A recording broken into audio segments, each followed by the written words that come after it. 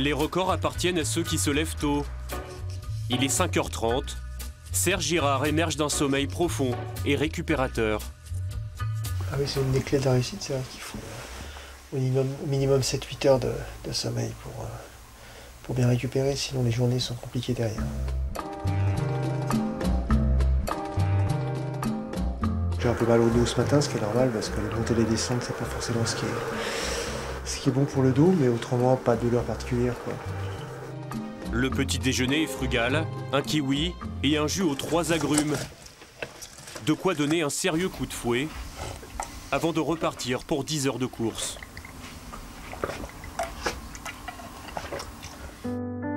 Sans même attendre le lever du jour, direction la ville de Rastatt pour le départ de sa 424e étape. Le Havrais n'est plus qu'à 12 km de la France. Dans un peu plus d'une heure, il retrouvera son pays après l'avoir quitté le 18 février 2016. Ah, 400 jours, c'est pas rien quand même, hein, quitter son pays.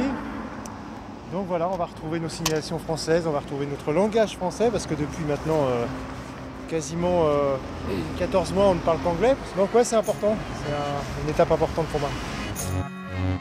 Si Serge est un solitaire dans l'effort, il est en permanence accompagné de 2 suiveurs. Ce ne sont pas toujours les mêmes. En Allemagne, il y a Thomas, son fils, et Ludovic, un ami de longue date. Des anges gardiens à l'affût du dernier supermarché avant la frontière. L'occasion de faire le plein de fruits, d'eau et de viennoiseries pour les prochains ravitaillements de Serge. On n'est pas loin, ouais. 1 km, voilà. Comme vous le voyez, dans 1000 mètres, ça sera donc de nouveau la France. Et oui, voilà, c'est fait. Donc, on va passer le pont, on va passer au-dessus du Rhin. Et on va terminer normalement le 8 avril à Paris.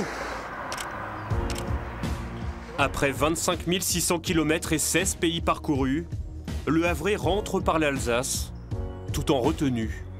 J'ai appris à modérer un petit peu la joie si l'événement n'est pas encore terminé. Et il n'est pas encore terminé, il reste 600 km à peu près. Donc voilà, je suis content, mais c'est pas fini encore. Voilà. Et pour ses retrouvailles avec la France, Serge arpente les paisibles villages de la campagne alsacienne, sous le regard toujours bienveillant de ces hommes de l'ombre, ceux qui indiquent la route et préparent la collation du coureur.